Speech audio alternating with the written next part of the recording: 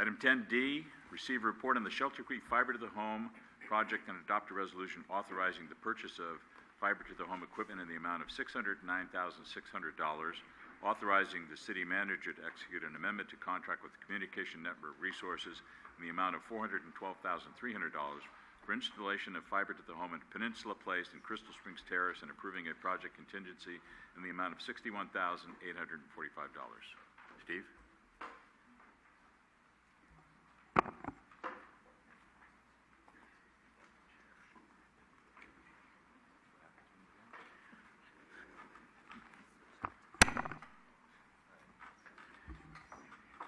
Good evening, Mayor and Council. At your request, staff is here tonight to provide a brief report of the city's first fiber-to-the-home project recently completed at Shelter Creek. The intent of the project, as you know, was not only to replace the older cabling at the complex, but to upgrade the infrastructure and to assess if doing so would increase the customer base by providing customer access to greater internet bandwidth and reliable telecommunication services using state-of-the-art technology. The Council also wanted to evaluate whether the project could warrant an expansion to other fiber-to-the-home projects. The Shelter Creek project is complete, on budget, and here are some of the results. At the time the original meetings took place with the Shelter Creek Board and subsequent approval by this City Council, the subscriber count at Shelter Creek was approximately 713 homes served, with little to no growth at that time. Today, San Bruno Cable serves 894 homes at Shelter Creek, an increase of 181 or so subscriber homes, more than the estimated 20% gain that staff had projected.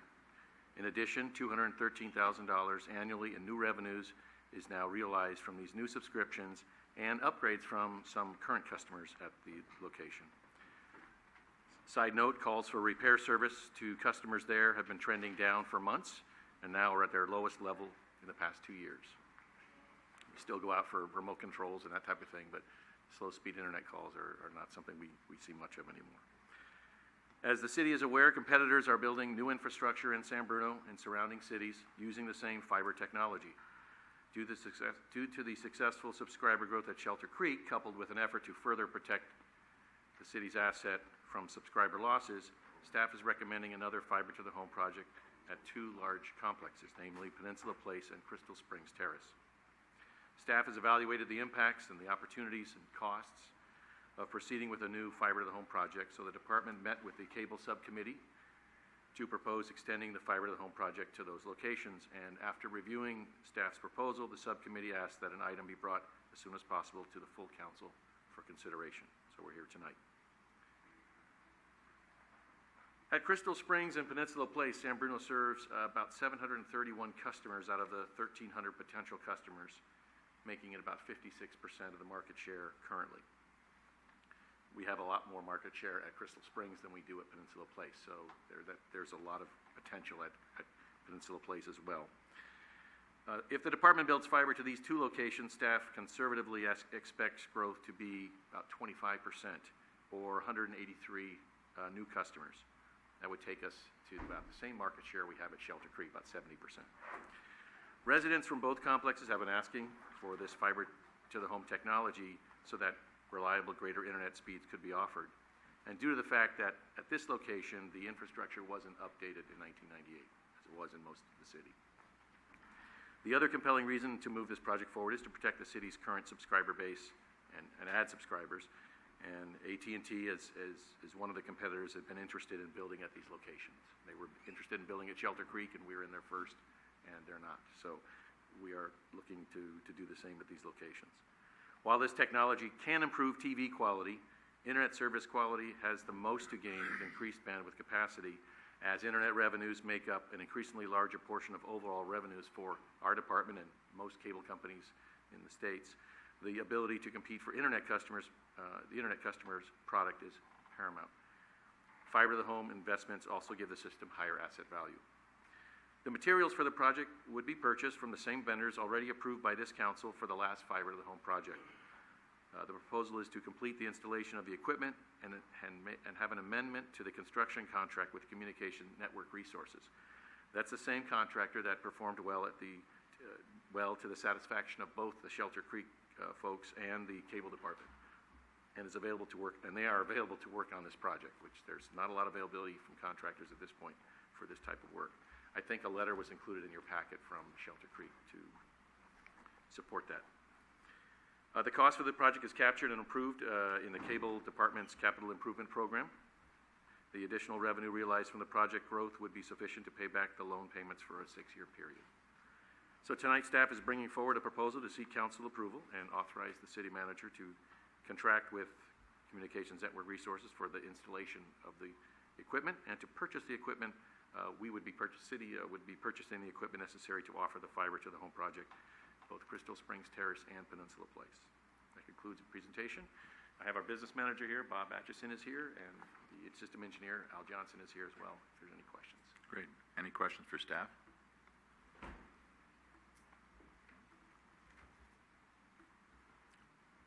Any questions by the council? Anyone from the public?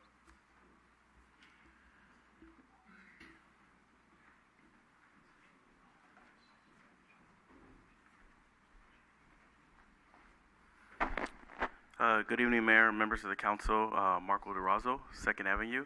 I appreciate what I'm hearing about expanding fiber to Crystal Spring Terrace, Peninsula Place. I was at the last subcommittee meeting, and I guess I just wanted to, based on what I'm hearing in the community and based on what I'm hearing in social media, just kind of respectfully convey that, you know, you mentioned it a couple of times, that the sense in the community is that we're really losing market share to AT&T. I know that's been brought up a number of times. I've seen them in my community. They're not yet in 2nd Avenue, but they've promised me we're going to be here soon. And I have to admit, it is a bit exciting to have that into technology, to have the more reliable, faster fiber connection. So I just wanted to make a couple of suggestions. I'm wondering, based on the prospect of losing market share, we have YouTube right up the street. I'm wondering what kind of leveraging, what kind of partnership can we do with really these tech giants to possibly help facilitate this for us. The last subcommittee meeting, I understand it's a lot of work, it's very expensive, I'm aware of all the barriers, but really it just seems like we're waiting too long, we're not thinking big enough on this project. But just kind of offering that, and I think that it's a benefit to everybody to not lose market share and have San Bruno Cable remain profitable, given all the things that it pays for, and resources, and police, and fire department. So just respectfully putting on the table that I think we need to move quicker and think bigger and think about some of the partners that can help us move this along. Right, thank you. Steve, any comments? Gentleman is right as far as the perspective of the cable operation. We would like to move faster, but we're aware of the limitations that we have and what can be done in a timely fashion. But we're putting proposals together to do a citywide project, and we may be able to bring before the council at some point in the future. Okay. Yes? In anticipation, Ryan Mersney, Keynes Avenue, in anticipation of bringing forward a citywide program, which I would hope would be as soon as possible, I'm just curious if we thought about two possibilities for funding, such as borrowing the money from the San Bruno Community Foundation. We would then be paying ourselves interest rather than a bank. The other idea possibly might be the sale of the San Bruno Cable offices right now. As I understand, it's not used for the technology. We could probably put our workers, our staff, in other buildings around town that are owned by San Bruno already. That piece of property is worth probably about $5 million based on property that is sold right next door to it and in the area. $5 million would go a long way to jump-starting it. And I think we could find nice places in City Hall and other parts of San Bruno for the staff. Thank you. Anyone else? Steve, Mastic Avenue. I've also looked into this as well, and I've been told by several people that it might, and I could hope maybe I'm way off on this, and the experts in the room will tell me that. But I've been told that to wire the whole city up might be a $7 to $10 million project. And to me, regardless of where the money comes from, it would seem that we could borrow, tap into the San Bruno Community Foundation, and find a way to get the money so that we could take the advantage back from AT&T, who's quickly taking that advantage from us. Last week, they were on my street. I think it took them 30 minutes to fiber the whole street up, and today they were on Chapman, which is right next door. And I walked out to the guy, and I said, "So what are you guys doing?" And he says, "Oh, we're putting fiber out here." And I said, "So when's that going to be available to me?" He says, "Within about 30 days. And I said, "So what's it going to cost me?" He says, "Well, we're probably going to be offering it to you for nothing more than you're paying today if you're already an AT&T subscriber. It's probably just going to be something that we give to you at no additional cost." Now, this was just the guy that was laying the cable. Whether that's true or not, if it is true, then we have to make a decision fairly quick here whether or not we want San Bruno Cable to become to be the service that we have, and we want to have the versatility of having our own cable service. And if it's not true, I mean, if it is true, that's what we have to figure out. Do we fund it or don't we? Because it seems like they're fibering the whole city pretty quickly right now. So that's my part. Thank you very much. Okay. All right, anyone else? Marty, you had something? Yes, thank you.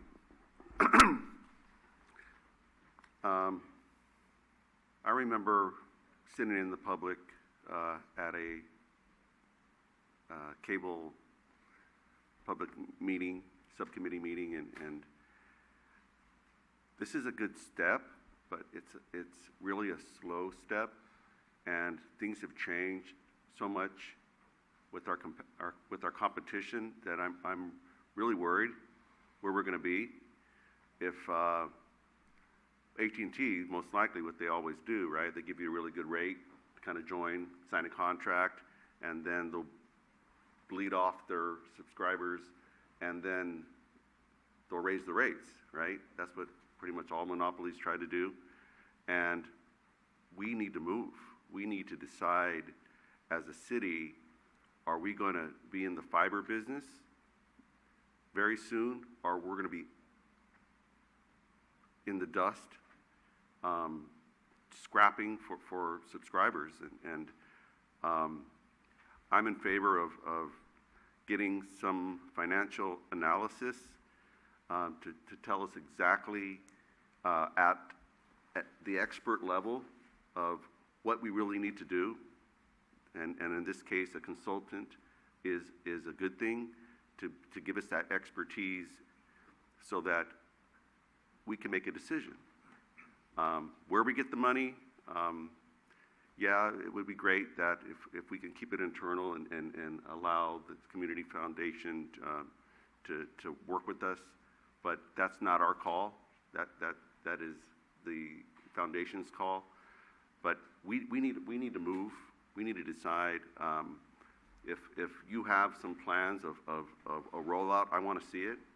I'm not on the subcommittee, so I don't know how we were going to do that. But the way I looked at the numbers here, it's $835 a unit based on those locations. I believe there's some people out there that would be happy to kind of go in with the city to pay up front, and you give us so many months, as a credit, so they can have that service. And really, what would that take? It's already, the hardest part is putting stuff in the ground, and we have a lot of stuff that's up in the air, and as quickly as AT&T's doing it, we can get, whether it's our staff or get this consultant to pull the fiber. It has to happen sooner than later. I don't want to be here a year from now and we're losing the majority that we had of our customers. So I'm definitely in favor of this project. I just want to find with this council or the next council of an analysis and a plan, and we're going to go for it or we're not. So those are my comments. Okay. Anyone else? Irene? Thank you. Just so you know, and Steve and Al, correct me if I'm wrong, we did do some analysis of if we took the cable building and sold it, what would happen? And the problem with that is, yes, we can move some of the people around. The part of the problem is the equipment. There's a vast array of equipment in the building, garage part of the building behind what you see from El Camino. So that was one of the difficulties. Where do you put all this stuff? And the city of San Bruno doesn't own that many buildings that would accommodate that kind of equipment, though we could certainly look at it again, I suppose. Steve, don't you have a rough estimate of what it would cost to do the whole city? I thought we did. Yeah, it would take about another $10 million to $11 million, on top of what we were already putting in. Okay. To do it. So that's one piece, $10 million, plus the $10 million that we're already in debt with cable. So you're talking a $20 million debt. Not to say we can't do it, but we're just making sure everyone knows what the facts are. And then putting that aside, I just want to compliment our cable staff people, the people who go out and knock on your door and say, let me help you do whatever it is that you are having problems with. They are the most patient, understanding people. They happened to come to my mother's house this morning and went through very patiently, for both my mother and I, because I didn't understand some of it either, how to do something, and we went over it and got everything fixed, and it was wonderful. You don't get that service from AT&T or DirecTV or anybody else that I know of, and it's a free service. So are we nervous about AT&T? Yes, we are. Have we thought about this? This is not new. Jim and I are on the subcommittee. We've been discussing this for at least, I can't remember how many years. We've discussed rebuilds over and over again the last 20 years that we've been on here. We've authorized rebuilds into tune of millions and millions of dollars. So those things are out there, and I'm for this piece. I agree that we need to move faster on the rest, but we do have to look at the facts and figures. Anyone else? Rico, anything? Okay, the item here tonight is specifically for oh, I'm sorry. Go ahead. It's all right. Offer one thing. My name is Callista. I'm on Poplar Avenue. I am just wondering, while this is being analyzed, and I understand it's been analyzed a number of times, and we're talking about, how much it would cost to not cede an edge and to have San Bruno Cable give us fiber to the home. And there's a number of things that have been said, I'm sure, before, and one thing I wanted to really put out tonight, as this is going to be analyzed again, is this town, in fact, our mayor, many of the council people, some of the candidates who are running, spent a lot of time and energy, and we all did, thinking about our future and investing in it and looking at and creating the transit corridor, which is a development plan. This costs. We're looking at the Bay Hill specific plan. It is important, while we are considering what it costs to lay this in and how many subscribers and what will it cost, to get it paid back, that it cannot be a narrow math equation.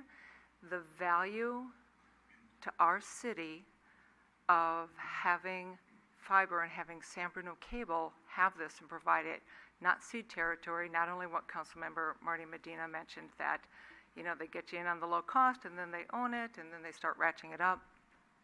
The whole topic of net neutrality, basically what I'm going a long way around trying to say, one of the best things that we can do to secure San Bruno's future, as you did adroitly, and I am so grateful for the transit corridor plan and that development structure, so that we could attract the kind of development and money and businesses so that we can grow. If we have something like this and San Bruno Cable has fiber, we become so much more attractive, and especially when we own it ourselves and we're not subject to any challenges to net neutrality and so on and so forth. When we control it, we will attract businesses, we will attract investment, we can leapfrog to the future, and one way or the other, it's not a small math equation, the benefits to our community to find the money, make some of the hard choices in the whatever. To get where we're going, we have to invest in ourselves, and that the stake is so much larger than just a small math problem. The benefit to our community and the missed opportunity and the real lack of basically what we'll lose if we don't have something like this. San Bruno is coming up out of the shadows. I mean, we're not the city that we used to be because of all of the development frameworks that we have now. We have a future. We can't lose this critical piece of having this infrastructure to have the rest of the future where we're going. I mean, we will miss, I know it's time.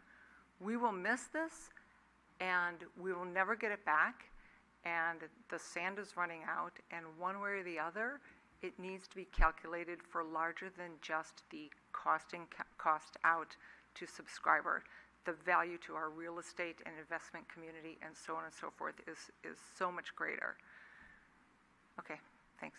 Thank you. Okay. Anything else, council? I've been on this cable subcommittee for many years with Irene, way before people even knew what fiber was. I mean, we did a lot of rebuilds and a lot of things. We took a lot of, I wouldn't say chances, but we stuck our necks out on a lot of things. And in the bigger picture, it's paid off, but we don't want other people to get ahead of us. So we decided a number of months ago to let Shelter Creek be the pilot program to see how it would work, and it is working. The boys will tell you, the cable staff, that we're actually getting people that used to be with AT&T saying we're going to go back to San Bruno Cable because of the rates, because of the speed, and because of the service. So we have to take steps when doing this, and people said, why don't you just get a couple people to volunteer $800-something a person? Well, you can't do that. You got to actually set it up in nodes and have everybody subscribe. That's the way it has to be, and that's the way it has to be delivered. So as Steve said earlier in his presentation, he's going to present very shortly, coming up, a proposal to have this city wired. And then the council will have to make a decision as to, do we bond it, do we whatever. I know there's a lot of talk about the community foundation, but if you look at their, and I don't want to speak for them, but I believe all their monies are fairly much encumbered as far as $50 million for a rec center and pool and a lot of community outreach and community benefit programs that they have. So, and it's really not what the foundation's task is. But there are other means of getting financing for this kind of thing if the council decides to do it. I think it's a good move going forward, but I do want to see the numbers. And you're right about all of the things we've done and the length with municipal government, any kind of government, to take steps like this. It takes time. We just can't write it right away. So this evening, I think, is one of those steps, and the step tonight is to talk about these two particular developments, and I'd like to see if the council would like to get this thing approved. If I could, Mr. Mayor, and I really appreciate everything that everyone said, and I've trusted staff for all the years. I think the good thing is that I think we've got strong support from the council, and so we'll move forward, and we'll take this step, and then we'll go on. If there's no other thing, though, is there a resolution? Yes, there is. I'd like to introduce the resolution. Mr. Vice Mayor. Vice Mayor Ibarra, Aye. Councilmember Marty Medina, Aye. Councilmember Rico Medina, Aye. Councilmember O'Connell, Aye. Mayor Ruane. Aye.